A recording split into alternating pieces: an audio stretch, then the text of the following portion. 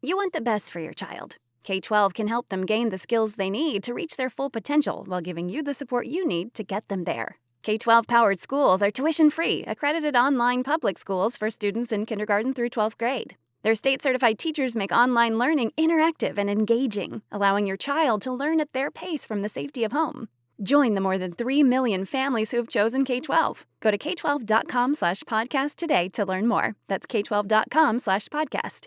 If you're a podcast host, listen up, this one's for you. My name is Allie Jackson. I'm the host of Finding Mr. Height, a dating and relationship podcast that I've been doing for 4 years now, sharing my positive and practical approach to dating that's built on my own life experience. And I wanted to share another experience that I've had, my secret behind monetizing my show. It's called Red Circle, and I was just telling my colleague about how much I love their platform. With Red Circle, not only am I getting a seamless hosting experience, but I also love the support I receive in ad sales. It's not just typical ad sales either. It's targeted opportunities based on my show and my life. And the platform is super simple. You just set your preferences and Red Circle matches you with sponsors that align with your show. You can vet every opportunity and their platform gives you great analytics. More recently too, my Red Circle team has brought me opportunities outside of my podcast on social media to really augment the podcast partnerships, bring them full circle. I just can't recommend them enough. If you want to give it a try, go to redcircle.com to get your free trial. That's redcircle.com for a free trial.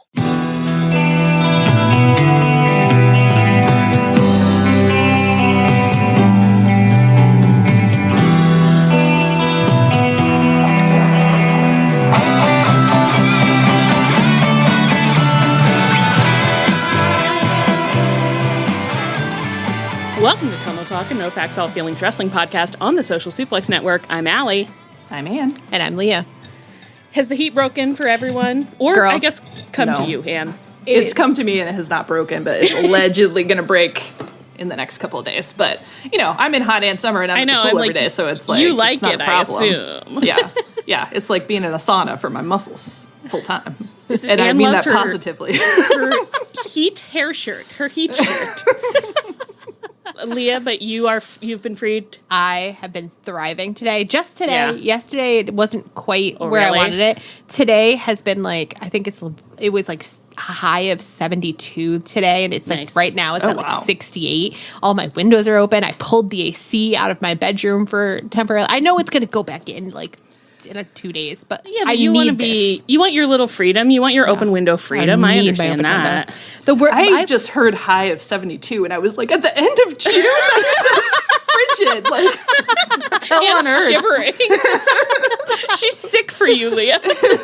I'm so sorry. I would give anything to have this weather year round. Like that is my ideal weather.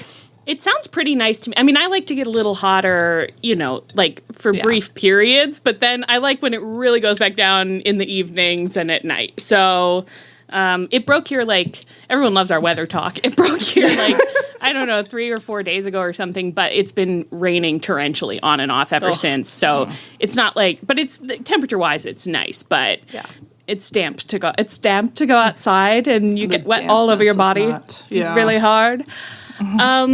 Leah, this is a good week for you to be sharing with us what's making you happy because you have experienced happiness. Imagine after all that, I was like, what's making me happy is the weather. I would red card you. I'd be like, vetoed. Well, it's not that, but I don't want to hear any lip about doing one that we've done before. Okay, always a great start.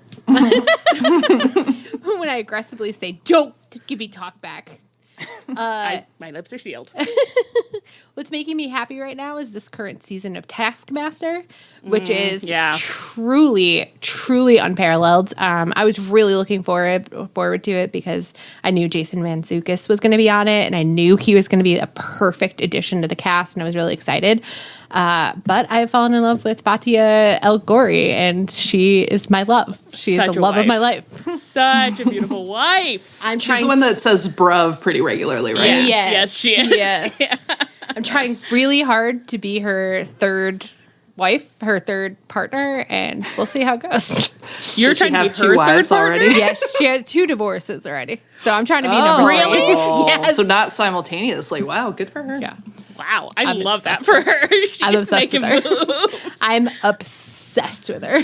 Yeah, she's great, and I love little Matthew Gaius Baltar Ghosts, as I keep calling him. I mean, I knew him from Ghosts, but he's such a little freak. I had no idea how much of a freak he could be. Although I probably should have guessed because pretty much the entire cast of Ghosts has been on the show now, and they've all been quite weird. Yeah.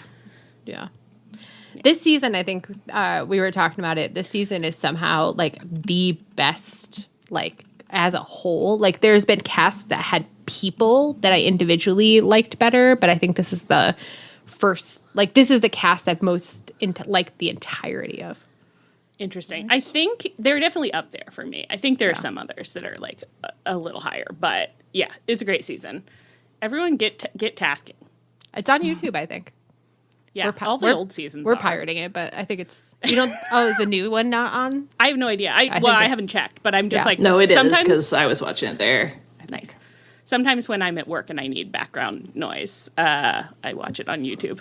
And they make you watch a lot of ads, which is... Yeah, that's why I originally pirated it, because I was like, I knew it was all on YouTube, but I was like, I can't live like this. This can't be happening. YouTube is out of their minds.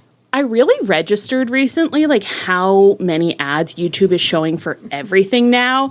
And I had kind of an out-of-body experience about it, where it's just like, how could it have come to this? Like, and, like, their server costs must be fairly tremendous, I presume. But so I guess in that sense, I can see how it happened. But I just felt really like this was never meant to be monetized. YouTube, this is never meant to be monetized. Like this is for people to post their skate tricks. Like, YouTube was invented so that people could look at the Janet Jackson Super Bowl incident for free. We need to stay close to our roots. That is what YouTube's for. This is for perverts and busybodies to get free content. No money should be exchanging hands. Oh, okay. Well, I think we can just get right down to business. You guys ready to talk wrestling? Wrestling? Could barely get through it. Should we get into wrestling? Are you guys ready to talk wrestling? Okay. This week on Collision, Tony Schiavone interviewed Don Callis, who came out flanked by Lance Archer. I loved Lance Archer. Do you think this is going to be a really bad night for me? I want to be clear, there's no substances involved. This is just raw dogging this and really doing a bad job. Although just a wet mouth.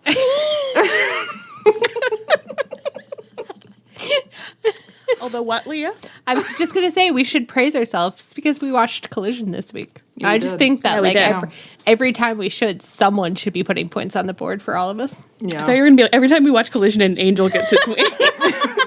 I think it should be like Venmoing us like $1 each every time we watch. That's true. If you desperately want us to watch Collision, try Venmoing us $1. It might go a long way towards getting a result. That makes me feel like when I was little and my parents would be like, you only get your allowance if you do your chores. Hey, there's that donation link on Red Circle. It's in our show notes. Guys, please don't ever send us a donation thinking that it entitles you to us watching Collision. Because it doesn't. Just send it to us to support the show. Exactly. Just send it to us because you love us and for no other reason. So we can buy more craft fabrics from flea markets. Oh my gosh. I have some really nice fabrics out right now because I'm working on some lampshades. Oh. Well, we won't get bogged down in all Remember how you said, are we ready to talk wrestling like 10 minutes ago? I think that my body was rebelling against the idea of us getting into it that fast. Like, I just didn't like it. And so that's why the words were getting caught in my wet little mouth. It was like, don't you want to talk more about fabrics? Please, no. Tell them about your difficulty with figuring out how to make three-dimensional objects out of fabric. Like, just kidding, but it is hard. It is difficult for some of us who didn't do very well in Calc BC. No, my spatial reasoning is really it's terrible. No, not good. I can't do that. I've told you guys about when I was taking Calc, and at some point I was like trying to get my smarter friend to help me with it. I was doing a really bad job, and she said, and I don't think she meant it to sound condescending, but she was like, yeah, when you get to like discs and spheres, like that's where you can really tell who naturally has a mind for it and who doesn't. And it was like, okay, well. You're not wrong, but I think it was cruel to put it that way. Yeah, wow. If you can't tell, like, which way to slice it, then yes, you're probably not a natural mathematician. Well, I can't. All right. This week on Collision, Tony Schiavone interviewed Don Callis. Josh Alexander was there. He had no headgear on. It's really not that noteworthy. But but somehow he looked weirder. Like, I know. when he got into the ring, I was like, who is that? It felt like the missing eyebrows, like, stood out even more when there wasn't something else on the head to distract, you know? Yeah. No one else is on our level about those eyebrows. No one's talking about it, even though AI claims they are. Yeah. That didn't come up in a single article, actually. No. Don Callis and Tony Schiavone both dressed as bellhops. Yep. I was obsessed Beautiful maroon. with the fact that they matched, and it was such a weird outfit to match. It felt like they'd planned it. Yeah. Yeah. Can you imagine getting to work in your beautiful burgundy maroon suit and then seeing Tony Schiavone and being like, oh no. If I was a wrestler backstage, I would 100% be doing and roping other people into my bits where I just kept handing them my luggage and being like, here's $2. I'm room 306. Thank you so much. To be the bellhop. I, for some reason, thought that what you were saying is that you would be getting everyone to wear the same outfits a lot. Yeah, and I thought your luggage was going to very much. Schiavone. It was like, well, I mean... I like one of those, videos where it's like all the women at church get their husbands to come wearing the same shirt. I was like, that's what you do if you worked at AEW, and it would be really great. That would be amazing. To be honest, I'd also do that. Sure, I would love to do that. Like a little bellhop Wednesday, one of these weeks. I feel like there's enough women on the payroll who are married to male wrestlers that you could get that going. Yeah. The idea of Renee, Mox, Lexi. right? The idea of Get to Mox, Juice Robinson, and Big Bill showing up somewhere wearing the same outfit is so funny. It'd be good. They really listen up, girls. I think Mox would no-sell it so hard. I think he just there would be no indication that he even noticed. He might legitimately not notice too. Is the other thing with Mox. Such a good point. Okay, Don Callis had come out to formally present Okada as the newest member of the Don Callis family. So Okada came out. We got a little recap footage of his attack on Kenny at the contract signing. As Don Callis said, you can almost smell the diverticulitis coming out of his mouth. That's one of the more repulsive things I've heard in my entire tenure as a wrestle watcher. I appreciate so much how many people say things about diverticulitis that make it clear they don't know what diverticulitis is. It's like, his diverticulitis fell out. Well, it just sounded like it was like, you're in the intestines, so smell-wise, I just don't like the idea of what would be happening, diverticulitis or no. That's my thought. Okay, Don Callis cut a little promo on Kenny, basically being like, you have no friends. You had friends once, but you lost all of them. And I used to be your friend, and now I'm not anymore. No, you were his uncle, and he was removed from your care for a reason. Yeah, the state had to take him away. He was like, you're stuck in a bed, you have a colostomy bag in, and you have no friends. So, enjoy that. Mark Briscoe hops on the mic and comes out and says, Don Callis, please shut up. You sound stupid, you weird-looking bastard. Kenny does have friends. He has me, as we all know. We really haven't discussed how Mark Briscoe seems as desperate for friends as Will Ospreay does, to be honest. The thing is, though, it's different, though, because he doesn't seem, desperate for it. He just is self-assuredly being like, everybody is my Everyone's friend. my friend. If you're a good person, then you're my friend. And if Right. you're not a good person, then you're not my friend. And I am the sole barometer of this because somehow I am judge, jury, and executioner, but in a very charming and amiable way. Yeah, I think it is that self-assuredness that's the difference, because Ospreay, on some level, has known. We'll get to what's going on with him. Has known in the past that he doesn't have the friendships he desires, and is like, I'm looking for something I crave. Mark Briscoe is like, if I see someone and I like them, they're my friend, and I've never doubted that for a second. Ospreay has experienced rejection. Briscoe has never felt that. He never knows. He doesn't. No. He did never. I think some of you did tell us that Mark Briscoe and Kenny were friends at PWG or something, or ROH, and I would say that doesn't count. No. Unless I hear about it. unless I fucking hear about it. Not you didn't good friends if it hasn't come up this whole time. It's never come up in all these years. The other thing that was funny about this is we found out about this segment while we were streaming on Twitch, and I couldn't understand it when I was first told that this was happening. What? It's like, who came out and did what? So he was like, he has friends. He has me, of course. And then he also has a really wonderful friend that you might have heard of. And the music hits and out comes Kota Ibushi, whom we haven't seen in 2 years, maybe? I don't know. It's been a long time. Yeah, probably. And so he hauls ass down to the ring and he takes out Josh Alexander, and then Okada gets back in the ring, and Okada and Ibushi are having a little stare down, and then they exchange some strikes, and Okada rolls out of the ring. Don Callis takes him backstage, and Okada and Ibushi are scheduled to fight next week. And what do you think about Ibushi coming back? And we don't see Kenny. Kenny is, again, the colostomy bag situation. The amount of energy they are putting into having people who are not Kenny and Okada building this feud is pretty funny. It's like, actually, we're going to have Don Callis build a feud with Ibushi and Mark Briscoe, and that's going to count. Okay, guys. It's like, that's 2 men, so that's worth 1 Kenny. Yeah, I'm a little confused. I'm happy to see Ibushi. Like, I am. It was one of those very funny segments where I was like, I'm glad that he's back. Glad that he seems healthy. We've now, like, we're gonna get to it, but he seems like he's wrestling okay. Everything seems positive. But I just keep being like, well, I wouldn't have done it like that. Would have done it differently, I think. And then when Ibushi and Okada stared each other down, I straight up was like, they can't keep getting away with this. You can't keep doing this to me.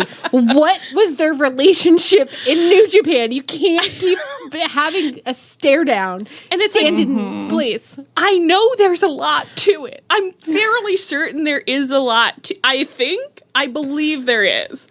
I jumped on Cage Match and tried to figure it out, and they had fought 5 times before. That's so many times. But they'd also tagged together pretty recently, and so Okada and Ibushi? Yeah. And so I was like, now what do you guys feel about each other? Now what do you mean by that? What exactly do you mean by that? But, of course, I'm afraid to ask the question. Yeah, of course. None of us dare. Well, I want to say something about Okada. So he came out when Don Callis summoned him. Like, I have a brand new son in my stable. Come on out. And he comes out and he's looking around, and it was this expression that he's had like many, many times of just kind of like the mildest possible interest in what's happening. Mm-hmm. But all of a sudden I was like, this is the expression of a man who has amnesia, but isn't telling anyone. Like, he just suddenly got amnesia and is coming out like, where am I? Well, I don't want to let anyone know that I don't know. You know, in Quantum Leap, when he leaps into somebody before the credits and then he has to like figure out where he is and what's happening, that is the look that Okada has, where it's like, so I'm in some kind of arena and people are cheering. I have a belt. Okay. That would add up, because when I saw him at Dynamite, I was like, why are you walking like you've never held a belt before? Like, he was kind of like holding his body. Like, he was like, what do I do with it? Am I holding it right? I've never seen one of these. What do I do with it? Maybe we've cracked it. Maybe it was the Quantum Leap guy was like, okay, try to walk like a wrestler, I guess. Like, I don't know. He's like, I'm putting together the clues. Like, okay. But then it's like he doesn't know where he is, and maybe he doesn't even know when he is. Yeah. So it's kind of like, he's looking for clues. He's like looking to see if he sees a smartphone, like, you know, or like it could be the 80s. Does anyone have a watch with the date? Anyone have a copy of today's newspaper? They're like, newspaper on paper? Like, all right, okay, that's a clue. That's something. Don Callis is like, look at my new son, and he goes, that's my father. Interesting. that I think that we have maybe. Yeah. I think that might be right. Yeah. It's going to crack the case wide open for me, I think. I'm immediately pretty excited to think of Okada as a time traveler who kind of never knows when or where he is. Yeah. And no wonder he's only doing these like very unimaginative stare downs, because he's like, okay, this guy's walking up to me. I guess I'll just stand here. Right. Like, I'm asking, do Okada and Ibushi have history? Okada is also asking, do I have history with this man?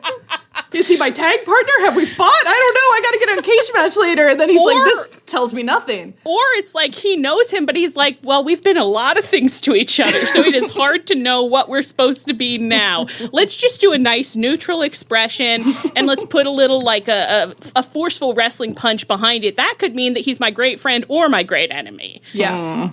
Okay, so there we go. Solved it. Easy. Solved it. It's easy for us. We no longer have problems with Okada. This is working great.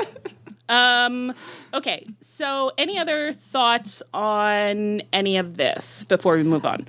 Like, I was happy to see Ibushi, but him coming out as, like, Kenny's proxy, doesn't that kind of imply that, like, there's not going to be, like, a reunion of him and Kenny, like, on screen? It's like it already happened off screen, and it's like, why? The second time that has happened. And actually, like, the third or fourth time with, like, if you look at the various times that we wanted to see an Elite reunion, and it was like, oh, it happened off screen. You didn't see it. Yeah. Yep, don't worry about it. And for once, like, Kenny and Ibushi, we understand the history in New Japan, and we're interested in it, and they keep being like, you don't need it. Yeah. Not even during Pride. So sickening. They did at least call them the Golden Lovers on commentary. That's true. They did. And I guess I had forgotten that they didn't even do that last time. So What did they call him last night though? His associate? They called Nina Tony's friend and associate. I was like, come on. At least that's a little funny though, like because Tony's just out there saying it. Right. We're boob buddies. Okay, so then on Dynamite, Okada interrupted a Bucks backstage promo to introduce his new friends, those being the Don Callis family, who came in with Rocky Romero leading the pack. And Rocky said, well, boys, who would have thought from the days of Roppongi Vice and Chaos feuding with you guys in the Bullet Club to all of us on the same side? Matt said, we have a long past, right? And we like all of you guys. Your boss, however, kind of a prick. Careful with him. And then he goes on to say this stuff about how they all want to strap Okada up. So it's like, it's very funny that they're like, we're sharing Okada with the Don Callis family. It's a timeshare, and it's like, that's humiliating. I thought you were millionaires. You should own your own plane. They've been cracking me up because Nick posted a defensive Insta story where someone was like, Okada's gone, and he reposted it and was like, he's not gone. We're just lending him to the Don Callis family, okay?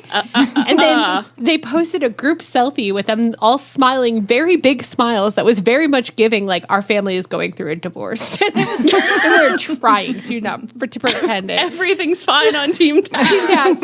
And then for like Don Callis's vibe to be like, I have bought and paid for this man. This man is mine.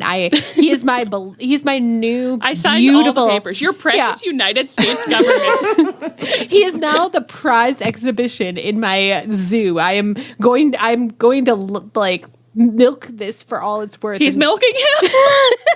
And the young Bucks are sort of like, and you understand you have to give him back. You have to give him back. Don Callis don't know that. The second thing that I want to say is just like, wow, it's really nice when you have history to just pop into the scene and just say the history. Just be like, it's weird that we're working together because of X history that we have. Right. I think that's all we're asking for sometimes. Some of you might be like very simplistic. Well, it's a simplistic form. Yeah. And like, I think sometimes people think what we're asking for needs to be like a 20-minute video package. Literally, that's what we wanted. Literally just somebody saying, hey, we used to fight. Not anymore, though. Right. In this period, when we were in X faction and Y faction, we were fighting. But now we seem to be on the same side. And I'm expressing myself about it like, Rocky, on the one hand, is like, I can roll with this because I'm a bad guy, and bad guys will just like use other bad guys. Yeah, and that's Matt's vibe too. But he's like, it's a little different with Don Callis actually. So it's like good. That's a good little character note. And then we'll get to it in a minute. But you have a totally different vibe from someone like Takeshita. That's wonderful. This is all you need. That's all you need. Because again, we really just want to know like what's happening in the present. How do you feel about everyone in the present? And you can acknowledge the things in the past, and then just be like, so we like you guys are fine, Don Callis. Whatever. Right. Yeah. And also take note that this happened with them talking to each other. No video package involved. No monologue. No monologue. No single man in the ring monologuing about, to each other. It's a simple conversation and then some face acting from everybody. And the face acting, I would say, was really good from everybody because, again, some people aren't as happy about the situation as others, and you read it by looking at the faces. And we, as experts, can look at those little expressions and say, oh, he feels a little differently than he does. The thing about us is we look at faces every day and decide what we think they mean. So this is perfect for us. And just the littlest expressions, that'll feed us for a week. That's all we're asking for. My God. So that was really well done. I would really like it if more people would just do this. And then you can do other things too. You know, it's like you can do it. It's okay to do a video package sometimes. It's okay to do a monologue. It's like all the other things are okay. This is just a really helpful way of grounding us in how you want us to feel about you as a character and what you're doing. I did like the Kenny and Ibushi video package that they made. That I was like, well, I've seen better fan vids on, on YouTube.com, but this was pretty good. But, it wouldn't have, it would have been blown out of the water by a 20-second segment where Kenny and Ibushi talk to each other backstage. Oh my God, if only. Yeah. I agree. Anyway, so Matt's like, well, we're sharing, as we all know, we're sharing Okada. We all want, what did he call him? We want to strap this young lad up. Incredibly funny stuff. Pervert talk, and we want to hurt Kenny Omega, and what better way to do it than by hurting his golden lover? Isn't that right, Greg? Because Greg is going to be fighting Ibushi, and Greg is like 100%. I'm thrilled to see you guys, by the way, and I'm about to fucking kill this man. So please watch so carefully because you're going to love it, boss. You're going to fucking love it. I love being a bad guy. He's got his little hood pulled up. He's looking like the Unabomber. He's doing little bad guy moves, rippling with muscles, covered in them. Let's keep those functional this time. Yeah. And that would be my prayer. Protect the titty, Greg. Protect the titty, please. The titty and the neck and any other muscles that you've ever felt a little twinge muscles, from. Let's bones, be careful with them. All of them. Yeah. What did you describe this match of Greg versus Ibushi as? Like the match between the most injurable men. I think it was just there was a lot of tension built into this match, not really from what they're doing, just from knowing how many times in the past it's gone wrong. And yet, male podcasters came out of this episode being like, I don't know if Hangman should be doing that. It's like, why are we worried about him? I know, it's like, Hangman's fine. Greg could never do a moonsault. Okay? Greg and has Ibushi? to be protected from himself. If Greg or Ibushi tries to do a buckshot lariat, that's when you can intervene. Like, stop. Crazy. Greg doesn't murder him. Greg does not win this match, but I thought it was a fun match. I had a good time. I enjoyed it.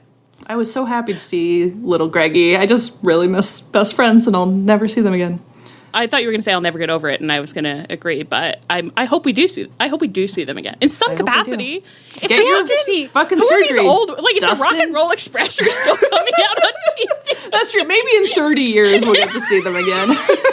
They'll be tied up by some babe in arms right now. By Buddy Danielson's going to tie Dustin and Greg up backstage, and we'll be so excited. I hope it's Nora and everyone Moxley. will be like, "Who is this Nora for?" Moxley and Buddy Danielson. Yeah, just those old girl perverts. They need it.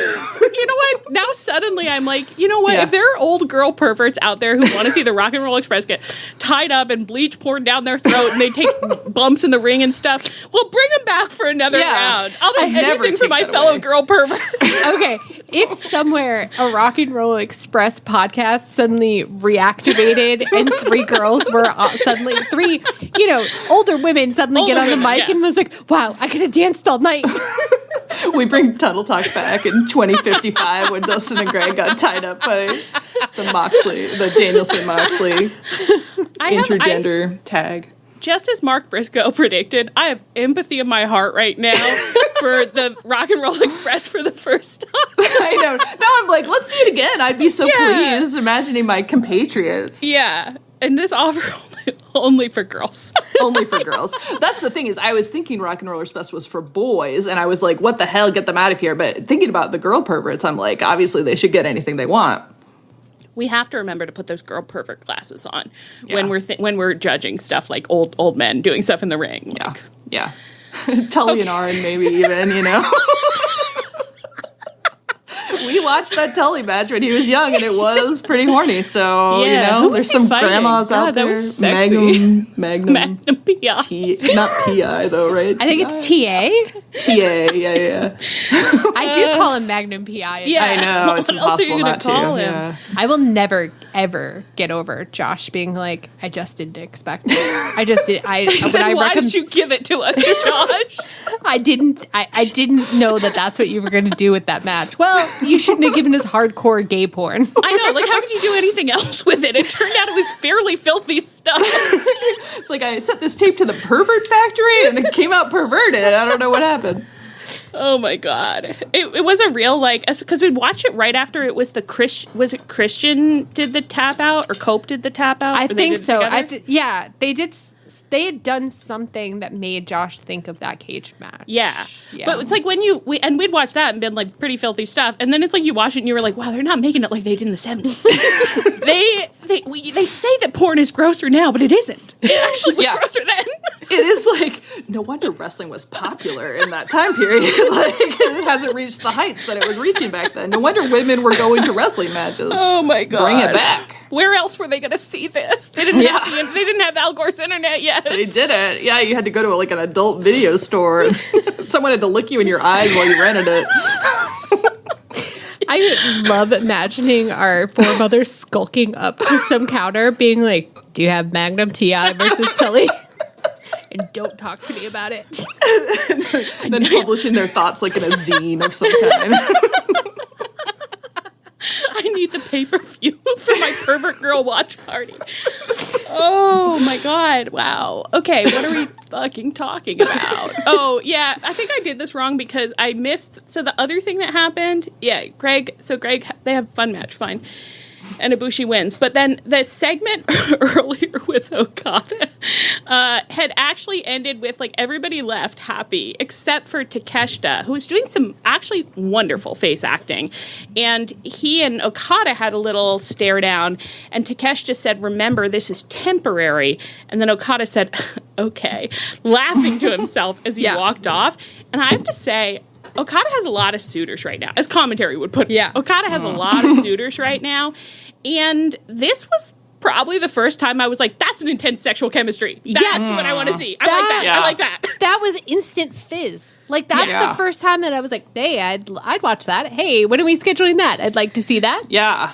And really, I haven't seen either of them have real sexual chemistry with anybody, even despite Takeshita and Kyle Fletcher's, they're in textual love affair, but not on screen. No, not on screen. But this Takeshita, there was so much emotion on his face. It really was just flames at the side of my face. Well, and the reason why I loved that so much is that Takeshita for so long has been cool as a cucumber. Not even really Kenny has gotten him heated. No.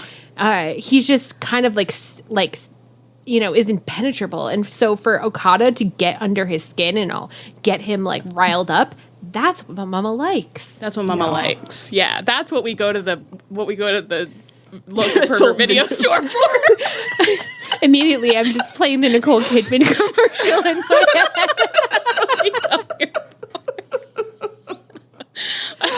I can't get over thinking about our 70s foremothers. I could talk about our foremothers for the next hour and a half, no problem. I want to so meet happy. them. I wish I knew that. Yeah. If you're a foremother and you're listening to this, shoot Please us a reach little out. email. We're we if you're respect our related elders. to a foremother, if your grandma mother got you into or your wrestling, aunt, if they ever said anything kind of suspect about, and maybe you didn't even realize it until this moment. Maybe you're thinking hard. back. Put the pieces together now. get us in contact. We'll have them on the show.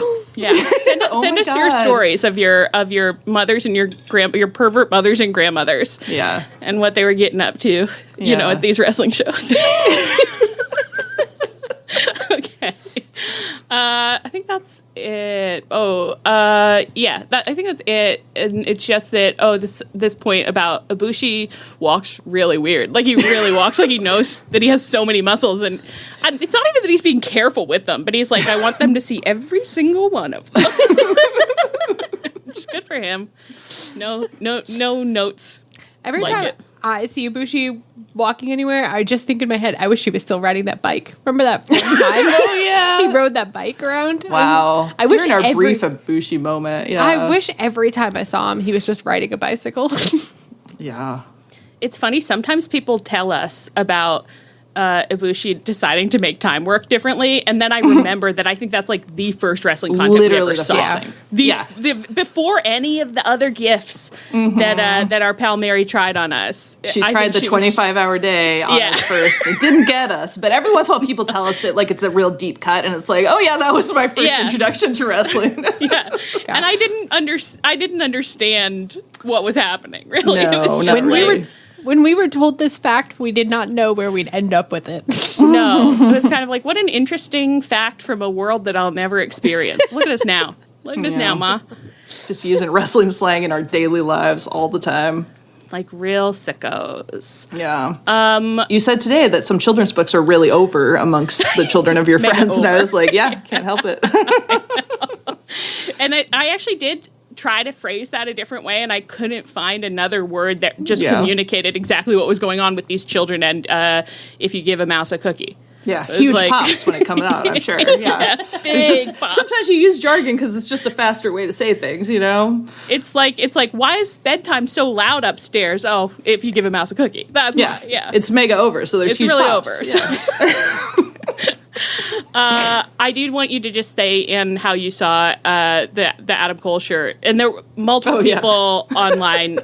So it says Paragon, but it's split. So people had, I thought it said X, I thought it said Y. I still think that what you saw is what I'll now remember forever. I know. I saw Papagon. Because just the way the graphic interacts with the R, you really can't. It just Papagon. I don't say it to myself Papagon. I also, but I don't know what you guys picture when you hear that. I think of Glugon, except Papagon. Glugon. No, I hear a plaintive little voice, like it's a child, and Papagon.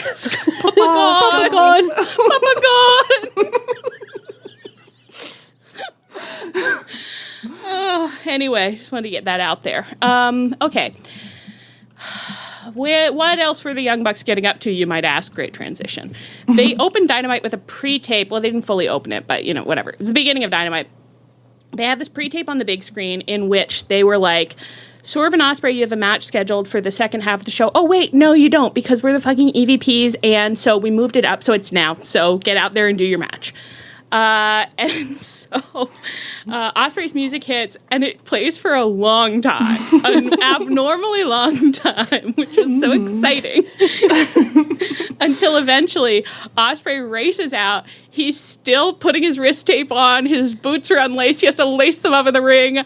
He looks disheveled. He's not wearing his big robe. He's just wearing a t-shirt or his. Right. And he dove into the ring to make the Ospreay, the chanting part. He would, hop he kept throwing sideways. His whole body onto the ropes. Tugging shit onto his arms as he was up on the ropes, being like, it's me, Ospreay! And his vibe was like, I'm not late, I'm here. It was the way I've rushed into every of our podcasts since the pool season started. I've eaten most of my dinner. I've eaten a little of my dinner. I was so thrilled with this, and then Swerve's music hit, and Swerve comes out, and he's still putting his shirt on, which I thought was quite funny because it's you were nude, I guess. You have a lot of time. Yeah, you're still putting your shirt on now after all of that. You were fully nude. You were maybe in the shower. I love that because yes, he was putting his shirt on, but he was so much angrier than Ospreay. He was pissed off. Ospreay's vibe was just sort of like, God, how did this happen? I should have planned for it. And Swerve was just like, those motherfuckers, I'm gonna squash them like bugs. Well, it was like Ospreay had already forgotten that the reason he was late was not that he had stopped for an Egg McMuffin before the show. Right, that's a man who's used to and comfortable with being late. And Swerve's vibe was like, I pride myself on being on time. Yeah. I pride myself on being ready and being there when I need to be there. And look what has happened to me because of you fuckers. So they hop in the ring. They're fighting Blake Christian and Lee Johnson. Commentary is really hammering home at the beginning of this. I say for no real reason. Commentary is really hammering home that it's so important to have your special private time before a match and to do your stretchings and to do your meditations and to get in the right headspace. And without having done that... the Bucks probably tipped off Blake Christian and Lee Johnson, Absolutely. so they're all warmed up and ready. They're all warmed up, ready to go. They did everything they needed to do, but Swerve and Ospreay got to do none of it, so it could be a rough night for them. Yeah. I thought that was really smart. This all I liked worked it, really yeah. well. It's true. You know, like sometimes before a tennis match, the team will like book a court for the half hour before to hit balls, and if the other team did that and you didn't, it sucks. Literally, it's like even just for my work meetings, actually, like I don't actually meditate or prepare for them in any way. But if they happen, if I don't realize I'm going to have one, and then it's like, oh, I have a meeting now, that's a really bad time for me mentally. My headspace is totally fucked. You do have to get in the right headspace. Yes, I have a 4 p.m. meeting on Wednesdays that I always forget about for some reason, so I'm always like ready to like. I'm always about to like leave for the pool or something, and I'm like, oh god. Like the reason you forget about it is that it should be illegal to do that to you. Exactly. That is incredibly On hump illegal. day? Yeah. I know it's with someone in Central Time is why it is, but it's not appropriate. It's classic Central You Time should behavior. work around me. I understand what you guys are saying fully, but it's also completely alien to me because my goddamn culture is that nobody schedules a meeting. Everybody just fucking Zoom bombs. What's happening It's at your horrible. workplace is so... I wouldn't survive a day of it. I would not survive one single day of it. You have to have a top handy, a work appropriate top handy, because you're also camera on culture, which is camera even on worse. culture. Yeah, my workplace, the culture is that you have the moment you log on in the morning, you have Zoom open, and anyone can video Zoom bomb you, just call you via Zoom at any time. They don't have to warn you. They don't have to tell you what it's about. And they don't have to tell you who else is on the call. The amount of times I've answered a call and had 4 other people on the other end. Oh, God. I would be sick with fear all the time. If there's 4 people, you need to schedule that. Like, everyone needs to mentally prepare for that. Absolutely. Or it's like, if at the very least you gotta tell someone that they're all in there. It can't be like at least suddenly like at a tribunal. Shoot you a little Teams message and be like, "Hey, is it okay if me and her and him all Zoom, call you right now?" So you can say and like, say, no, yeah. no, it's not a good time. I'm in focus time right now. I never got out of my pajamas, so I'm technically still wearing my nightgown. I'm wearing my pajamas like well into the afternoon most days, so it's really not a I always have morning meetings, so it's like I'm dressed for the whole day. I can get on screen, but do I want to? No. Anyway, what are we talking about? Oh, okay. So that was Swerve's vibe, where he's like, "Am I here? Yes. Do I want to be? No. No." He was like, "You Zoom bombed me, and I didn't have my top on." Yeah, that's my energy. His work appropriate top. What as someone pointed out is like putting on his top so he can pop it right back off. Yeah, it's coming right off. I don't know why you need to put it on. But I guess it's like if you don't have a lot of extraneous gear, there's only so many things you can not have on and still have it be appropriate for Pride Month. I wish he was like trying to put on like eyeliner or something on That would be I would so love cute. that. If he had a little mirror in his hand and he was That's so cute. If the Bucks pull this again, keep that in mind. That would be cute. Okay. So they pulled out the win. The Young Bucks music hit, and they came out in the middle of the match to like watch from office chairs, which I thought was very funny. And then afterwards, Swerve booked it immediately for them. Was just like time to fucking kill. But they had brought security, and security made a wall between him and them. And Ospreay was also there, just being like, "Gosh, we're having a lot of excitement." And so Swerve and Ospreay got back in the ring, hopped on the mic. Swerve was like, "You two motherfuckers." And he didn't get to say, he was the one who didn't get to say motherfucker. He said, "You two are such fucking pains in the asses, and everyone has had it up to here with you. I'm not going to go another year dealing with you two." It was like, wow, they hear that once a month at least. It's not more often.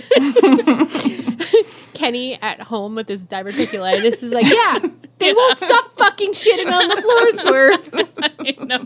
Kenny's just like, it's never fucking worked. It's never worked once. And so he challenges them to a match at All In. Ospreay's like, "Let's raise the stakes." He says, and honestly, this was so funny. I mean, it was great.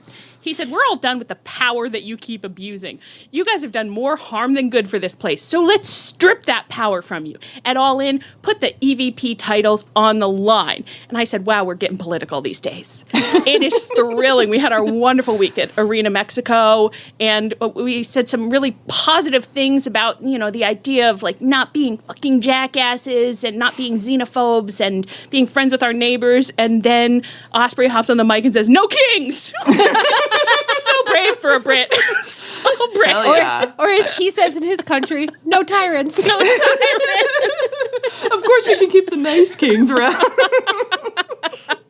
They're a great tourist attraction. It was really delighted.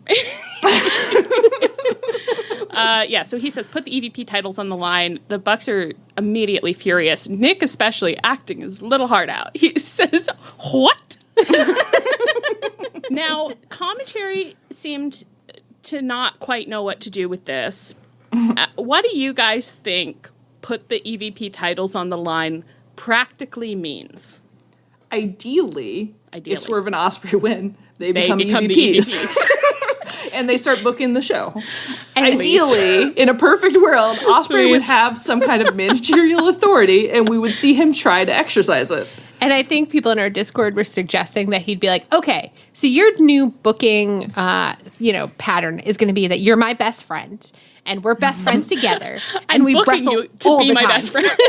And you can't say no, and you can't reject me because I'm the EVP. He's walking around. He's like, I'm booking you to come to my birthday party.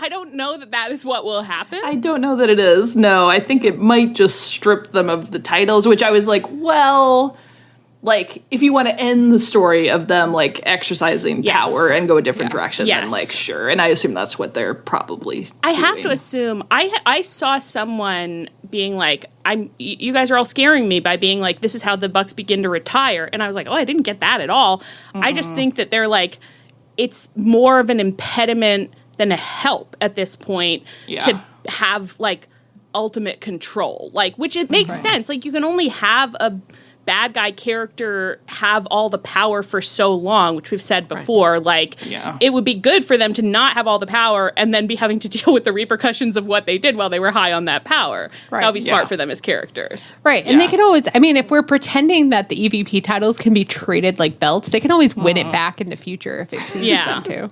That'd be so fun. If Swerve and Ospreay became EVPs, but then someone else beat them and took the EVP title, I mean, that's fun.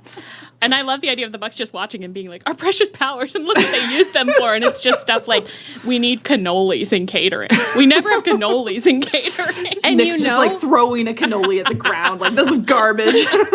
And I want to see something where, like, Ospreay's like, yeah, let's get cannolis, and Swerve is like, no, let's get cheesecake, and it's like, and the Bucks are like, you can't vote separately. What is happening here? You have one vote. You have one vote. It would be amazing for, like, Ospreay. I don't think notices. It's just like, sure, one vote. Swerve is like, it's 2 people, 2 votes. It always has been. Even when you guys, like, I read your contract. Like, do you not understand that you have separate votes? And, like, they're just like, Matt's like, no, we're one person. We're one person. I feel like Matt would be like, for what? What would we use it for? To disagree with each other. Swerve just so patiently being like, 2 is more than 1. 2 votes is more than 1 vote. What do you mean? This is like 2 votes. Us before the podcast talking about how many votes everybody was going to have about a thing. And I was like, I think we're just going to agree on what we're going to do. I think it's likely we'll just talk about it. Yeah, we'll probably just talk about it. Yeah. Anyway, so that'd be fun. Whatever happens, I think it's, to me, this seems really smart. Like, this seems like a good move and, like, a good twist for the characters. If you're like, we got to move into a new mode, I'm like, this is a very good way to propel you into a new mode. Yeah, it's great storyline wise, and it's also like it adds something really interesting to All In, because I've been worried about them where I'm like, what the fuck are they even going to do at All In? And I knew they'd come up with something, but like for them, like now it's like it's really interesting, and I don't know how it's going to go. Yeah. Yeah. I'm so psyched. It's so fun that we're going to All In and we're going to see, like, Hangman Box. We're going to see the Bucks against Swerve and Ospreay. Like, this is going to be a good show. It's so fun that we're going is not something that we've been consistently saying since we bought tickets. No, not the entire time. No. There's been periods of time where I was like, why are we doing this? I wonder if we can sell our tickets. Yeah. But we didn't. And now look we're where we are rewarded. now. Feels good. Feels fucking good. Okay, so they throw this out there. The Bucks, I don't know, somehow there's kind of like a melee is like Swerve goes over the ropes onto the security guards. Ospreay is just like clearly thrilled behind him. Like, we are having the best fucking night of my life. It was so funny because there were so many points in this whole segment where Swerve was doing like mad, very serious face. And next to him, Ospreay was like, tonight is amazing. This is the best night of my life. It's just like such a funny energy. His it was amazing. feet weren't touching the ground. Like, he was just floating, flying. being like, we're having so much fun right now. And he kept getting so handsy with Swerve. He was like grabbing his face. Right. He was like, Swerve hugged him last week and he was like, we're at a new that's stage. on the table. Physical contact is on the table. Well, because the Bucks were like racing. They were like, okay, yeah, no, we're not going to deal with that right now. So they left, and Swerve's just staring after them, like doing like Arthur meme, like just like, I'm so fucking mad at those guys. And Ospreay basically just like comes up, hugs him, and kisses him on the cheek. Like, what fun we've had. We did amazing. We both were so good on the mic. We said exactly what we needed to say, and you fought so good, and I fought so good. And we're best friends, and we always will be. And I said, I love you. I love you, little boy. I love you. And I loved Swerve. Swerve was just kind of like, okay. It's like didn't really stop looking that mad, but clearly was kind of like, oh God, yeah, you need this. Oh, okay, yeah. It's just Just hug me, it's 100% fine.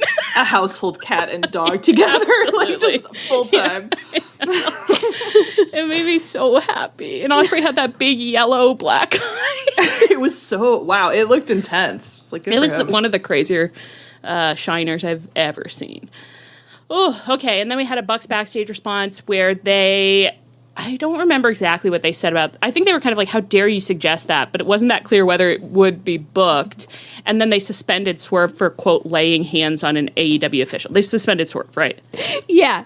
And I was looking at reviews this morning because I was trying to put my notes together, and I saw that, and I was like, where the hell was I? When did they suspend Swerve? Did I miss a segment? And so I went and I looked it up, and I realized that it was this segment where Matt's breasts were so out of his that's shirt. what it was, because I didn't remember this either. Yeah. I didn't hear. It turns out I didn't hear a single fucking thing he said. No, because I was just staring at his chest the whole time and making perv comments about how beautiful he is. She was at the video store. I was at the video store doing pervert shit. I had no idea he was saying plot relevant stuff, so I had to go rewatch it and be like, oh, he was talking. When when his boobs were heaving. And that's not where his mouth is, Leah. He's like, my mouth is up here. Please respect me. Listen to the things I'm saying. I think it had even more. Either it was the same shirt or it had an even more kind of distinct, like, what is the shape where it kind of comes down rectangular but then goes? I don't know. It's really nice. It's kind of not a standard shirt neck, I would say. Well, I mean, on like a shorter scale, like when I was saying that man looked like long pack, like that's what I mean. This is like a long version of normal. It's like a really slutty boat neck or something. Yeah, sure. Let's go with that. Great look. And it was plot relevant though, yeah. So they did that. So that'll come back. Okay. Mox got a promo in the first half of Dynamite where it's his classic, like he's on the steps somewhere. Yeah. He found a space for himself. Although he was in a stairwell, but the sound was pretty good. Like I could hear him pretty well, and I liked the lighting and the way they kept doing the camera cuts. So I was like, this is pretty good. I like those classic but you're right that I didn't even really clock that the sound was much better than it has been in previous iterations of this type of promo. Usually he definitely prioritizes the aesthetics of where he's giving his promo over the actual functionality, so it was nice for this to work. This had everything that we needed. And the gist of his promo, he was like, Hangman is literally the fucking best, as we all know, and yet fails all the time, which sickens me. I'm begging him to take this belt. I'm begging him to step up and take my fucking belt and not get distracted crying about how someone hurt his feelings. Fight me and win. Fight me and win. I want you to fight me and win. And I liked that. I did. It was like so that. beautiful. It's such like a good return to the original Death Rider stuff where he was like, none of the young guys are like stepping up and being like the killers they need to be. It's like, look at John Moxley going on a little AEW original like loop-de-loop and coming out at a good place. And you know, this is not to forgive anything that's happened with the many months of the Death Riders, but I can see how if you didn't think through what the stages of your story were going to be and how they were going to develop, I can see how this very long, soggy middle came to be, where it was like, well, I kind of said my thing, so now time for one of them to win, and it's like, we have another 7 months on the clock. Yeah. We have to fill the time. And actually, I think at the time in the middle, it was like, what? Because other people were much madder at the storyline than we were. And it was like, well, it's bad, but it's kind of a classic soggy middle storyline where people are poorly executing something when they didn't figure out a way to keep the middle interesting. Right. It's just good. You do have to really think if you have to fill a specific number of pages, you got to think at the beginning, like, how many pages can each thing I'm coming up with realistically fill? I mean, how many, like, when seasons of TV shows used to be 22 episodes, how many seasons of TV shows that we've seen, they started well and they knew how the season was going to end. They had the finale perfectly planned. But somewhere around episode 14, they're like, we're all getting through this together. We're so tired. Right. It was just kind of like, all right, we're doing a Christmas episode. We're doing a New Year's episode. We're doing a road trip episode. We're doing a Valentine's Day episode. We're doing a bottle episode. We're doing a can we get away with some kind of leap day episode? Let's do a leap day episode. So we had a lot of those. But I think it's nice it came back around. It's nice for it to come back around because it was a good angle at the beginning. So it's a good angle here at the end. It's working very well. Yeah. And I like that they're trying to land the plane well. Like when Swerve lost, like I really wanted him to win at the time, but I think in the podcast after it was like, yeah, but it would be nice if they like landed the plane well instead of just like nose diving it into the ground. Right. So I'm glad that they did move on to do that, which was not at all clear at many points. Just because you had such a bumpy flight that every single one of the passengers vomited and the whole plane smells like puke doesn't mean you shouldn't try to land it gently. In fact, maybe it's more of a reason to land it gently. Let's try and mitigate this a little. Let's not make it worse. Let people get off the plane with a little dignity. I don't know that anyone's getting off this plane with dignity, but so I thought this was really good. Okay, then Hangman main evented the show versus the Beast Mortos. And this was a really fun match that for some reason seems to have, I think we referenced this already, incited a lot of talk about like whether or not he should be doing moonsaults. And it was like, how could that be what you took away from this? Didn't you have a nice time? Didn't you have a nice fucking time? What do you mean? It's so literally such a weird thing. Wrestling fans can never just enjoy the art that they're giving. They always need to investigate some backstage thing that they have none of the information. You don't have enough information to be saying stuff like this. Well, it's very funny to be like, and I understand this isn't really how like commentary on, like an art form works. Like you should, in some senses, like you should say what you think or what you do or what you feel or whatever. But it also was just like, do you think that Hangman isn't thinking about, like, it's like, he's actually smart. There's so many wrestlers that I think would be really fair to be like, if you're listening, I would maybe stop doing X, Y, and Z because you don't have any conception of like long-term consequences. So someone should intervene on your behalf. Right. Yeah. Hangman isn't really one of those men. So I'm like, I kind of trust him to be assessing it. Right. They're his knees, he wants to keep wrestling. Yeah. The other thing is that Hangman's been pretty clear where he's like, I like wrestling and I like being good at it and I like to be a star, but I would give all of you up for my children so quick. So he's not going to cripple himself. No. Such a weird thing. And it was like, did some kind of press release go out? Like, why are we all on this topic? What do you know that I don't? Yeah. I don't know. But sometimes it is just like, why do wrestling fans hate wrestling so much? Why do they hate being happy? I don't know. And it's like, don't you think it? Well, whatever. Anyway, listen, we don't. I haven't even seen any of the firsthand sources on this. I mean, I don't even know. I've only seen people talking about it. So why am I even talking about it? But it was very funny because it was like, this is a great match. How could that possibly be your takeaway? Like it was really fun. It was really fun. Yeah. And again, on a show where Greg and Ibushi wrestled, and like, I know that it's like your concern is misdirected. Anyway, so afterwards, Hangman wins. The lights go off. When they come back on, the Bucks have Hangman lined up for an EVP trigger. They EVP trigger him. Matt is shrieking, "You made us do it!" Which is, he understands his character. The man understands his character. Yeah. And the Death Riders cruise out, and Mox is, I think you can just see him quivering with excitement because it's time again for the thing that Toni promised him. He's at his adult video store. He says, what do I like? I like choking others with chain, and when I am choked with chain. Those are the only things driving me, really. Just full-time choke play. There needs to be some in every segment. We're talking about like the happy end of the Death Rider segment being Hangman winning, but Mox is like, the happy end is that I get to choke somebody. Or I get choked to completion. And he's already pitching like, Hangman, what if you win by choking me all the way to completion? Like, what if I pass all the way out from choke? I'm choked. Hangman's being like, that's not fully We the don't vision that have to. Yeah. Oh God. It is kind of, now I'm just imagining like Mox is doing his like really serious Death Rider choking, and then all of a sudden he lets go and goes, okay, you do me. You do me now. My turn. No, instead of that, the ops run out to save Hangman, which just continues to be so fun, especially like I'm really worked up, and for an overrun, that's great. It's like often you're really sleepy in the overrun, but I'm like, oh, I can't wait for Will Ospreay having the best night of his life to run out for an even better night where he gets to save someone. And then it's the ops instead. At first, it's like, oh, okay.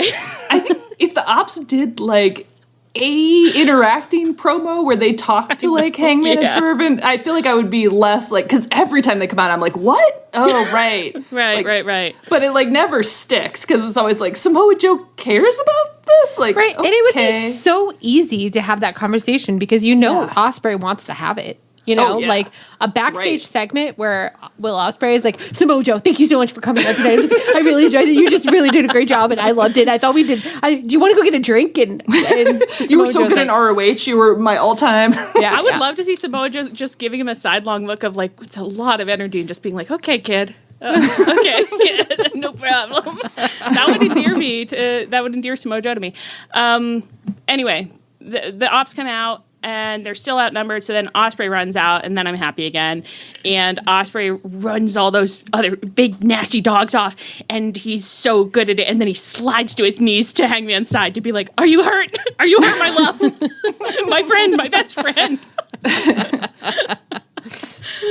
And I like that very much. And then we got a post-show promo where Ospreay and Hobbs help Hangman backstage. Ospreay is saying, have we got a doctor or something? And this is a med bay situation. This is not for the nurses. The nurse's office is not equipped to handle this. Okay. And he's saying check on his throat. He got choked out pretty bad. And Hangman like beckons and pulls him close and says, he'll have to kill me, Will. He'll have to kill me. Which is so like really like kind of shocking and erotic. Like, wow. Yeah. And we're just not getting airflow to your brain. So it's like you're just saying whatever comes into your head. And Ospreay says, let's not get that far. Come on. Let's not get that far. Everyone around Ospreay is having so many passionate feelings, and he's just like bouncing around next to them like, oh, that seems like a lot. But okay. He's like, don't tell and show yet. No. Oh, not while we're friends. You have so much to live for, like me, Will Ospreay. He's like, not tonight, not on the best night of my life. I was thinking that we could go and we could have a drink after this, and maybe in my room, and we could watch my favorite movie. And I don't know. Then I was thinking we could have a sleepover. That'd be really we'll fun. order pizza. My mom said we could order pizza, and I'm allowed on the bed. Don't let anyone tell you otherwise. I'm allowed on the bed.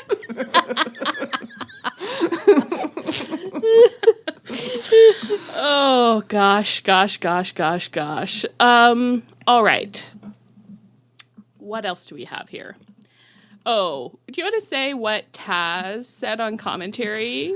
Oh, yeah. He was like, yeah, here in AEW, there's a lot of clicks. And I was like, Taz, tell me more. Tell me about the clicks as you see them. He also said, he's like, there's friendships you'd never expect. And other people have like strong feelings about each other. And it was like, okay, you fucking tease.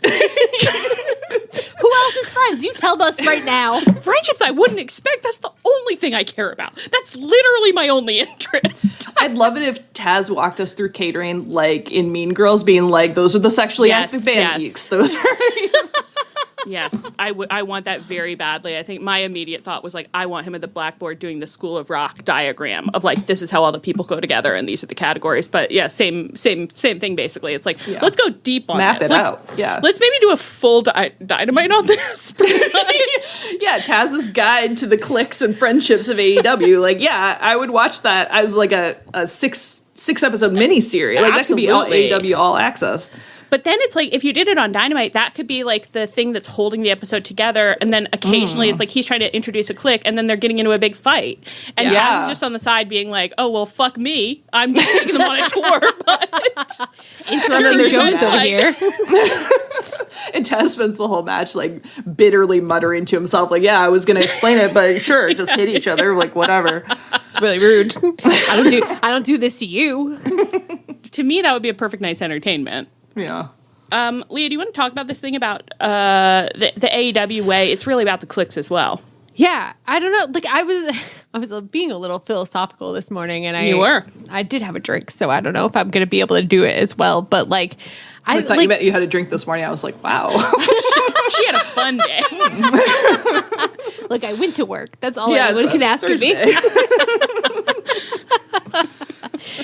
No, I was just thinking about how like the Bucks came back and immediately hooked up with the Death Riders. They're like always so careful to travel in a pack. And Ospreay knows that. Like he knows like the value of like friends and has been desperately searching for one and not really doing that great of a job at it.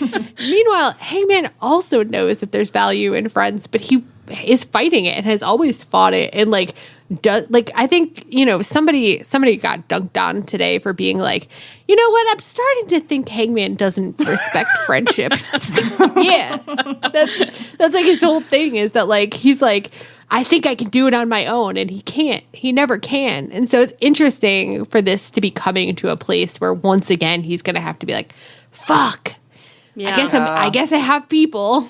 But Hangman's so good at like oh, no, go ahead. I was just going to say, he told the Death Order, like, I've been in groups before and it didn't go so well for me. It's like, he's got his little trauma. When it's like, he's so good at it because it's like, it's all coming from very realistic. Like, it's like, as Mox said, you're a complicated man, but it kind of meant like, you're a little fucked up. Like, you've got a really fucked up relationship to yourself and like what you think you deserve and what you think other people like want to give you or be to you. And it's like, you find it really difficult to depend on people, but it's partly because you kind of like find it difficult to depend on yourself and you've let yourself down so many times. It's just like a very realistic stew of just like, yeah. And that's being a man in 2025, I believe. That's what I hear about the loneliness epidemic. I personally have a lot of friends, so I don't know that much about it. But Hangman's dramatizing the male loneliness epidemic. Wow. No. But I actually do, despite having many friends. I find much of it quite relatable. It's just like, yeah, it's really hard to, it's the mortifying ordeal, baby. Like, it's really hard to be a person and have good relationships with other people.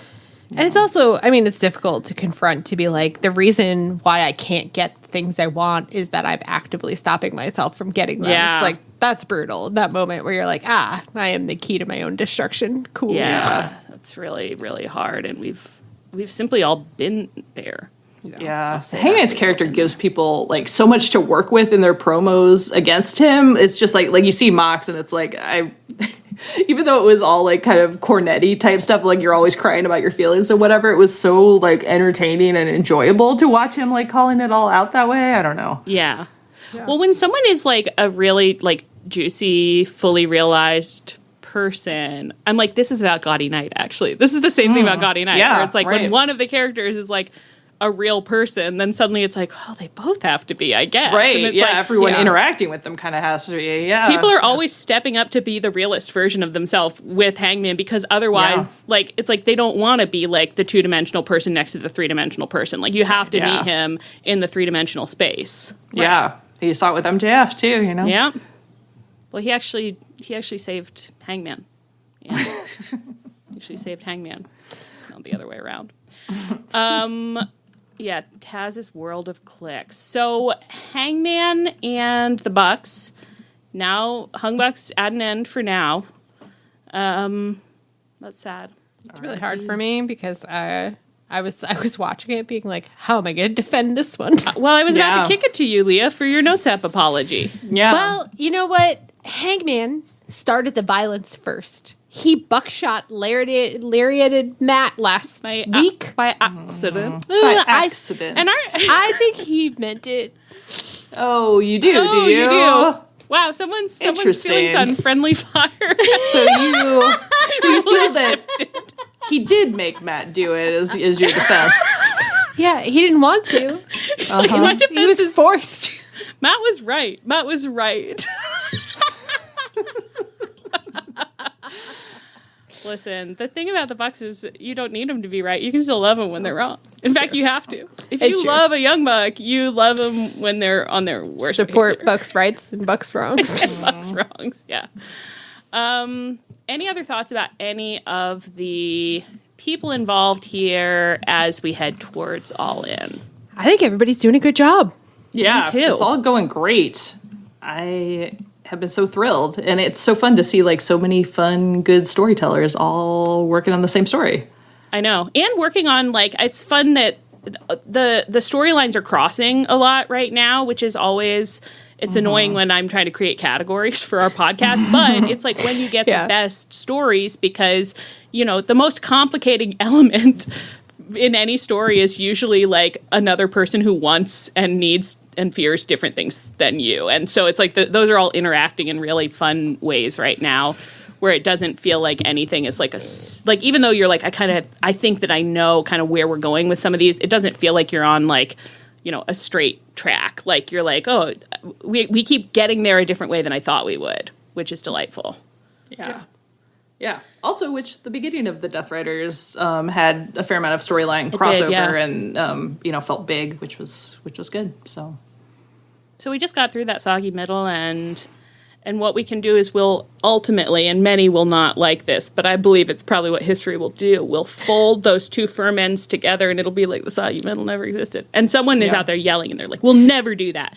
And it's like, well. You will. Probably we will. Probably we will. Well, because it's like when it's not actively happening, it's like, well, you know, it wasn't that long and it didn't take up that much time. Yeah. It was a mere fraction of my life, you know, of my one wild and precious life. Right. It's like even like our cold, drizzly British summer from last summer like feels less significant now, you know, so.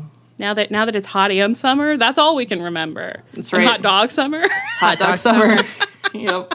Oh my God, it really is hot dog summer too. It's hot dog summer, hot and ready. Oh, Will, I hope you have the most funnest time at All In for hot dog summer. Hot and ready hot dog summer. Hot and ready hot dog summer. My goodness. And I sure am. All right. Let's move on to the actual. Oh, no. Toni Storm. You know her. Got a pre-tape on Collision. She's once again wearing her Carmen Sandiego costume, and for the first time, and it is a Carmen Sandiego reference, right? Yes. And for the first time I was like, because she's timeless and Carmen Sandiego is lost in time, and that's why it's happening. It hadn't occurred to me. And that's the beauty of a simple art form, is that, you know, it's like even no matter how simple it is, an idiot can still miss things. So then in the middle of doing this, once I realized that, in the middle of doing the schedule, I had to go watch a bunch of Carmen Sandiego videos on YouTube, and I was singing the theme song and just thinking like, wow, that story of Carmen Sandiego is not that sensical. I don't think it makes really a lot of sense at all, but I just loved playing those games. I did too.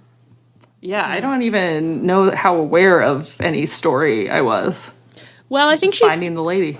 She's committed crimes. Where in time does Carmen Sandiego stop her crime and solve this mystery? where in time is Carmen Sandiego? We're on the case, and we're chasing her through history. And she's stolen and she's stealing things throughout history, which you shouldn't do. So it's like a national treasure for children. Well, yeah, but with time travel, and I mean, she's stealing them like from where they are. I think it's like, oh, she's stolen the Eiffel Tower. Like, I don't. In a way, if she is stealing like lost artifacts and stuff, maybe she's on like an archaeological preservation journey. I wonder if they get into that, and they seem to occasionally make shows about her. Like a little animated show. And actually, I saw a video of one. I didn't watch it. I was just like, what could that possibly be about? All she does is steal things and be lost, and I find her. Me. Go back to the Library of Alexandria and like save some manuscripts. Maybe they've done that, but if they haven't, Anne, let's get you to the writer's room. Yeah. We got a job for you. Okay, so that's why she's dressed that way. And, the content of the promo. So she gives this promo.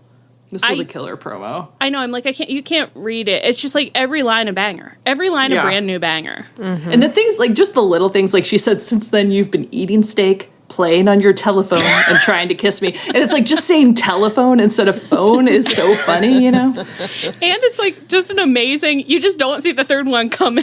No, at all. She really understands comedy. Mm-hmm. She said motherfucker, and I'm glad we got to the bottom of what happened there. Probably bleeped. I rewatched it on Max today, and they did bleep it on Max, so it was just unbleeped on Fight. That's fucked up. She said it very clearly at the camera, so they blanked out the word, but you could see it really. Amazing. It's fucked up that you can see cock and balls on Max, but Toni Storm can't say motherfucker. That is not that much cock and balls, unfortunately. Just kidding. I saw him on thepit.com. And on the Pit, I saw a lot of stuff. I saw a lot of stuff on the Pit. Yeah, the cock and balls were the least of my concerns on the Pit. Yeah, that was like the most innocuous content. I saw like a lot of like non-sexual cock and balls too, like towards the end when there's just like people everywhere and they're just like in the background having medical procedures and their clothes have been cut off. It wasn't sexy at all. No, not sexy. And that's something to remember about the human body is that it isn't inherently sexual. No. It's just meat. That's a great it's just meat. Tip. Just meat. Yes, it's just meat. Not inherently sexual. You'll be shocked to hear it on this platform, but we understand. We're just here being like, not everything has to be sexualized, guys. A body's just a place the rest you live. Of you could calm down a little bit about sexualizing all the bodies. You'll be naked probably every day for your entire life, but so few of those times will be sexual, and that's what people aren't talking about on this podcast usually. So true. That's what the podcasters here will never tell you until now. There's a first time for everything. I guess they must just port it over directly from TBS. Yeah, it must be the same stream. Yeah. Okay, so we solved that. She said motherfucker, and she's just so like it's like we got to the end of this, and I was like, when she loses that belt, they should be publishing a book of her promos. Like I should be able to buy a commemorative book of her promos. Yeah. I want to buy some kind of art. I don't even know what it would look like, but I sincerely believe you are the greatest of all time. I am not, nor was I ever meant to be. I'm a manic, neurotic, erotic, sexually questionable, consistently sweating, bottom heavy, transatlantic whore.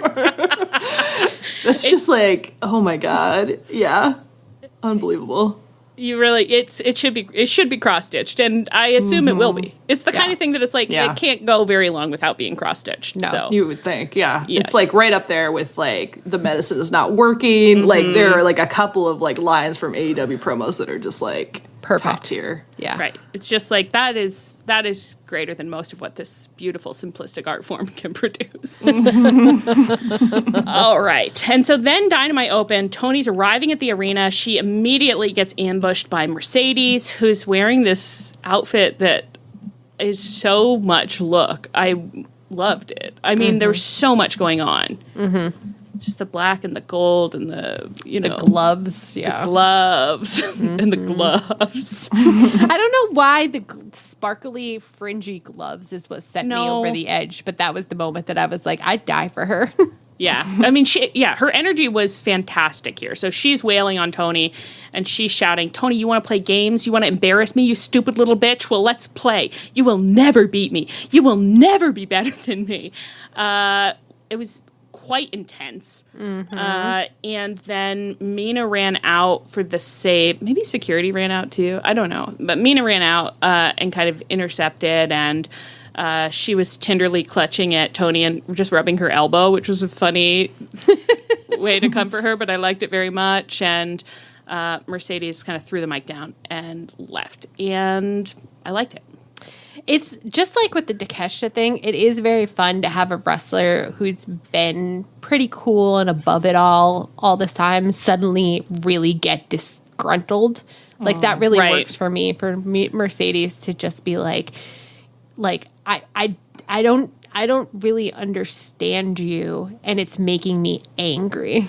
Yeah, she's like, and I hate how much I like how you smell. I'm pretty sure how I feel about that is not normal, and I don't like it. And it's your fault. It's your fault. Yeah. It is like it's nice to have seen when she does that thing after or during matches sometimes where it's like someone will get a move on her and she's just like, how could you possibly have gotten that move on me? But like magnified so much and outside of the ring, and like she's usually had control outside of the ring, and suddenly she doesn't. Yeah, very good. Yeah, I think they're doing a really good job. I think it's like there's less happening with this build than there is in the men's world title, which there kind of has to be because it's like these are 2 people instead of like 10 people with like intersecting storylines and stuff. But it's like the Toni promos are really like so good that they, not that it needs to be saved from, but it's just like they're not doing a lot, but I am enjoying it. It doesn't feel like lacking. Yeah. No, I think it was on the last episode of Trish and Sarah, they kind of walked through like the 3 like biggest matches for All In, the Okada, Omega, Mox, Hangman, and Toni Mercedes, and they were talking about like the types of builds they were as like 3 different types of builds. I thought it was really, really interesting. And if you don't, I mean, I assume you listen to them, but like, go listen to them talk about it.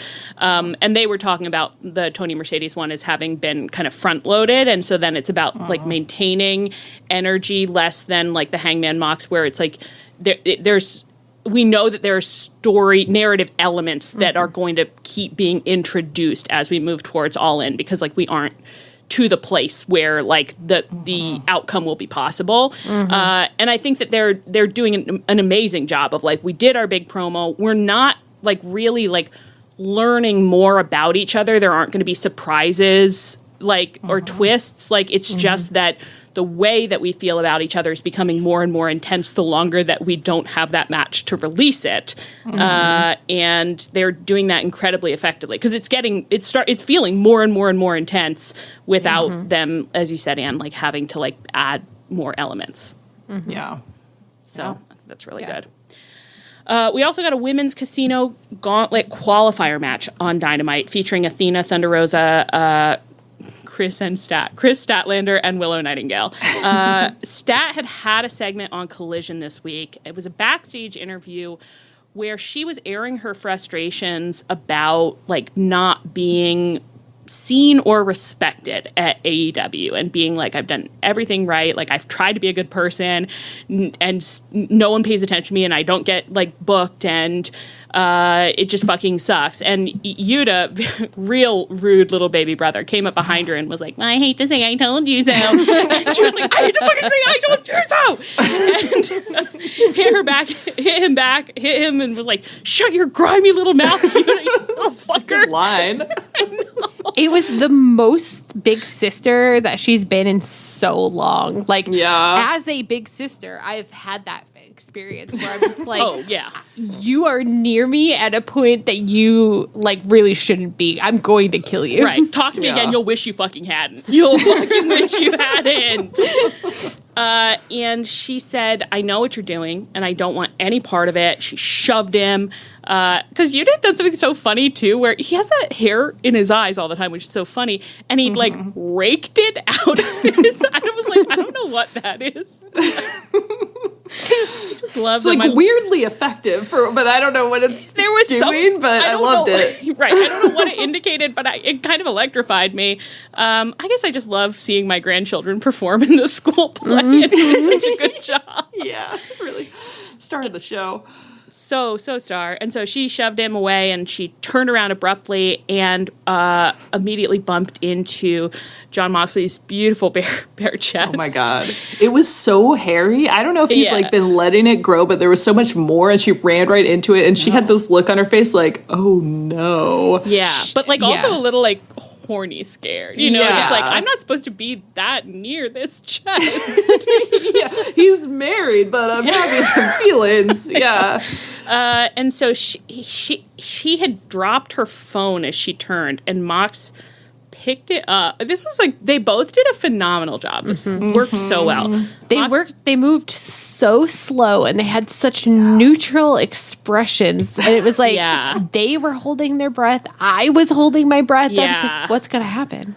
What's gonna happen? And Mox picked up her phone, gave it back to her, and said, "Don't ever." And you were like, oh my God, don't ever touch Yuta? Like, I thought everyone was allowed to. That's what he's for. I know. Don't ever let anybody tell you who you are and what you're worth. And then he turned around and left. And Kris was just left staring after him. Like, just like, you know, hand limp around her phone. Just like, what just happened to me? I'm a woman. Yeah. The amount that Kris has like leveled up this week and last week, like, because like she did a great job with Yuta, like her like delivery and her face acting, and then with Mox, and they were two very different interactions, but they were both like perfect and really interesting too. Where it's like, oh, are they kind of recruiting her to the Death Riders? But she has history with Yuta, but she's you know in this thing with Willow, and Willow's fighting the Death Rider. I was just like, this is much more of a like complicated and interesting storyline than I thought they were like ever going to do. Yeah. With Kris, and she's pulling it off.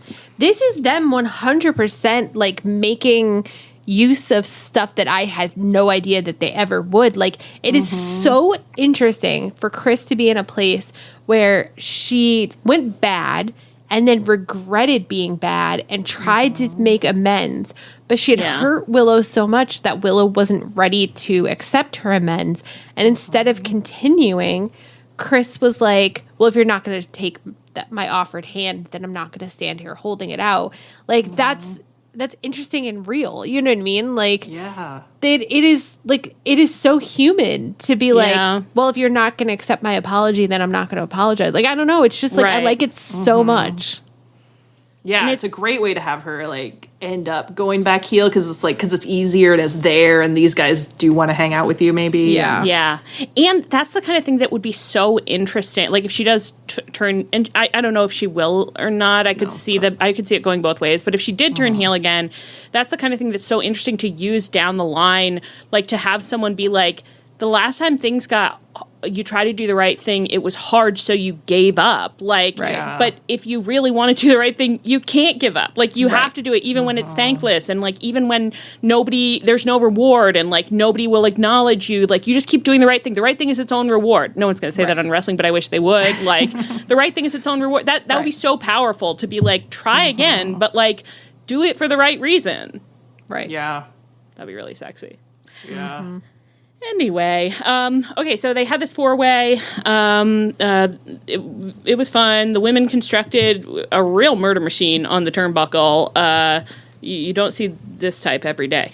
I'll say that. And this was, and we got to see Athena, which we obviously very rarely seen on AEW TV, so that's very exciting.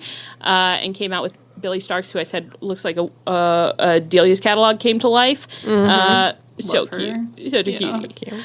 And then towards the end of the match, Marina Shafir came out. She distracted Willow. They were like having a back and forth that let Yuta sneak up on Willow. He attacked her, and then Kris subsequently took the opportunity to land a pile driver on Willow for the win. So she's first in the Casino Gauntlet, which matters.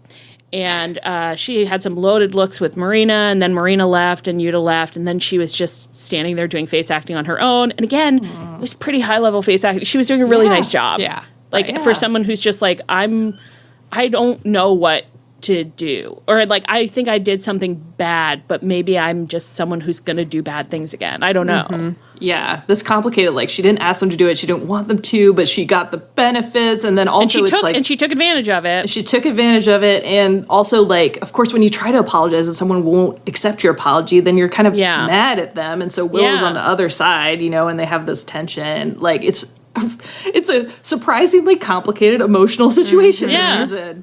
It's great. Yeah, because it is. It's like, what do you want me to do? Just like be sorry forever? And it's like, yeah, that's kind of what you have to do if you're really sorry. Like, no matter what the other person does, you just kind of have to like be sorry forever. Yeah. You know? Yeah. All right. So I thought really, really good. And then the final thing that we'll just kind of like zoom through, Ricochet recruited AR Fox to team up with him to fight Jet Speed, the normalest couple of all time. They, did I really write this? They double-teamed AR Fox for the win after Ricochet refused to be tagged in to assist. Afterwards, Tony Schiavone interviewed Jet Speed, and they were like, we want the tag titles. So the Hurt Syndicate came out and just straight up immediately murdered them, which was like, oh, okay, I guess. And then MVP yelled at the division for being pussies for quite a while. And then MJF said, I'm going to compete for the Casino Gauntlet. I'm going to be in my own qualifier match for that, even though there's a qualifier tonight, but I'll be in a different one. There's 2 qualifiers, which is right. It's right that the 1 and 2 positions are the same. It's as good to be number 2 as to be number 1 in this match. So it does make sense to compete for both of those spots. But that's probably should have said it's the qualifying match for the number 2 spot, because you're kind of like, wait, why is everybody else just in it? Or somebody should have said it. Even if he didn't want to say it, somebody should have been like, well, he means for the number 2 spot, actually. Right. Like commentary, somebody. But apparently he said it on Twitter, and on Twitter, they were like, why didn't you say that in your promo? And he said, I shouldn't have to spoon feed you guys. And it's like, that's like basic facts. Otherwise, it just seems like you're begging to get into a match that everybody else just floated into. Yeah. When it's fun, because it's like, it would make sense for MJF as a character to be like, I don't want to say like I'm competing for the number 2 anything. Like it's a special match for me. But then the onus is on commentary to be like, well, this is what he means, and he just doesn't want to say that it's the number 2 spot. Yeah. And then that would all be very, consistent characterization. Yeah. Yeah. Anyway, I do find this whole situation kind of fascinating, because now he's just kind of like the number 4 guy in the Hurt Syndicate, which is interesting. And he's textually the bottom of the totem pole, because MVP keeps, in a way that I can only assume is purposeful, keeps interrupting him all the time. Yeah. So it's... And this week he like grabbed him by the scruff of the neck and was like holding him back. And I think Rich Latta has been consistently describing it as little brothering him, which I love. Yeah. So I don't understand. I don't understand why it's happening. I don't know why any of this is happening. But that's not our business. So then this is a soggy beginning to end. There won't be any firm parts to put together. No, maybe one firm part at the end and all the zog falls off, but I doubt it. So Mark Briscoe then does. I think he's the first person in history to just come out and in the history of wrestling to just explicitly come out and say, I booked the ring.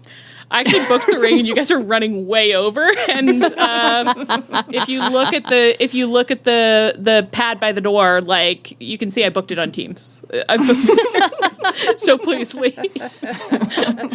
And they got into a back and forth because MJF and company didn't like that, and Mark Briscoe was like, dude, just go to therapy. We don't have to have this whole conversation. Just go to therapy. Which, Leah, your way of describing what was going on with Mark Briscoe, I know you kind of said it earlier, but it was just so funny, where you're just like, yeah, Mark Briscoe, I guess, can just walk into any storyline and just be like, I'm a moral person, so let me tell you your life. At any point, if you're having a feud in AEW, you have to be aware that at any point, Mark Briscoe could wander in and lay his judgment and wander back out. And I was thinking about it, and then I guess it's just because, probably it's partly because MJF kept being like, you're a chicken farmer, go pick up chicken shit. But I was like, is Mark Briscoe he's kind of like the narrator right now, where he's like always coming in and being like, do you know what the story is? Let me tell you about it. And then I was like, he's like the rooster in the 1970s Robin Hood, animated Robin Hood. So he's like got his little banjo. It's like Robin Hood, Little John running through the forest, just like walking in and just like, you might be wondering how we ended up in the Nottingwood jail. Well, let me tell you a little something about that. It works really well because I can imagine Mark Briscoe saying oodalally, oodalally. Oodalally, oodalally, gally, what a day. I'm actually pretty upset that I haven't heard him say it and maybe never will hear him say oodalally, oodalally, golly. If anyone from AEW is listening right now, please, just float it. Just float it. Feed a little oodalally. Yeah, feed a little oodalally. Amen, sister. Anyway, they get into it and they talk about how small MJF's dick is, and that's their business. You know, I don't need to hear about that. I know. I really like the first part of this where he was like, "This is all coming from like a place of insecurity," and then he went to the small dick stuff, and I was like, "Okay, well, I guess an insecurity that you all share, I suppose, if you're even commenting on it." And then Mark Briscoe then went on to win the actual number 1 spot qualifier versus Bandito, Takeshita, and Roddy Strong. And so he's going to be in the Casino Gauntlet. And then MJF, I assume, will win his. So then they'll be the first 2 in there, I guess. I don't know. Yeah. Anything could happen. And that's what you missed on Glee. And then Christian and Nick are going to try and win the tag team titles. And actually, I immediately was like, yeah, let them have them. Yeah, that'd be great. I was like, I'd have that piece for that. Yeah. I've actually, especially if they're like heading towards breaking up, I was like, I've actually never seen a father-son tag partners that are also fighting. I'd love that. Oh, yeah. Yeah. I'm willing to be taken on that ride. I'd love that. Seems complicated. Yeah. I would love to see Mother Wayne and Kip Sabian have kind of like a first wife, first dog energy. First dog. I think that could be fun. So, yeah. I'll vote for it. Was there anything that you wanted to talk about that you did not get the opportunity to talk about tonight? We very, very briefly went by, but I just want to say that Ricochet's continuing bit where he auditions friends and then hates them. Very funny. Very funny. It is. I like it. It is. And honestly... Just this week, just thinking, like, Ricochet and Tony Storm, like, if you had told me, like, at a certain point with both of them that this is where we'd be, I would never have believed you. And it's just, they're both incredible. Yeah. And it's funny for Ricochet to be a bit of a counterpoint to Ospreay, because Ospreay, everyone's kind of counterpoint to Ospreay right now. Ospreay is like, I need friends really badly, and I like everybody, and they just don't seem to like me, and I'm trying really hard to get one. And Ricochet is like, I need friends very badly, and I got on that, like, friend dating Bumble, and I keep going on these fucking dates, and I hate them all. I fucking hate them. Everybody fucking blows. He's wandering through AEW just being like, I want someone to make me feel the way I felt when I stood between the Bucks. Is that so fucking hard? That's so fucking hard. Yeah, that's very good. Okay, well, I think that's all for us then. And on that note, I'm Allie. I've been Ann. And I've been Leah. Oh, right, I did it wrong. This is Tunnel Talk. Our theme is by Chris Corkin. You can find us on Twitter, Tumblr, Twitch, and Blue Sky at Tunnel Talk Pod via email, tunneltalkpod@gmail.com. We have a souvenir stand. You can find it at chop-tees.com. You can find us on our feed, on the Social Suplex Network feed, where you can check out all the other great podcasts on the network. And you can find us on the Social Suplex Network Discord. Please rate, review, and subscribe to us wherever you get your podcasts. Stay frosty. And as always, please come back next week.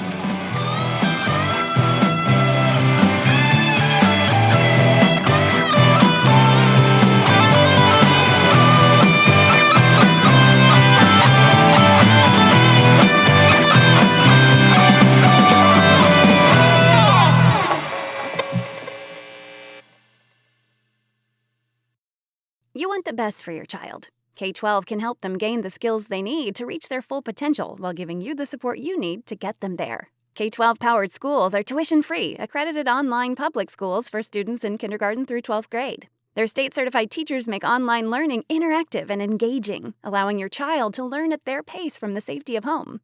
Join the more than 3 million families who have chosen K-12. Go to k12.com/podcast today to learn more. That's k12.com/podcast. Get more than you expect with the $5 meal deal, part of new McValue. 5 gets you a McDouble or McChicken and a small fry and a small drink and a 4-piece McNuggets. Woo! New McValue at McDonald's. Prices of participation may vary. McDouble meal $6 in some markets for limited time only.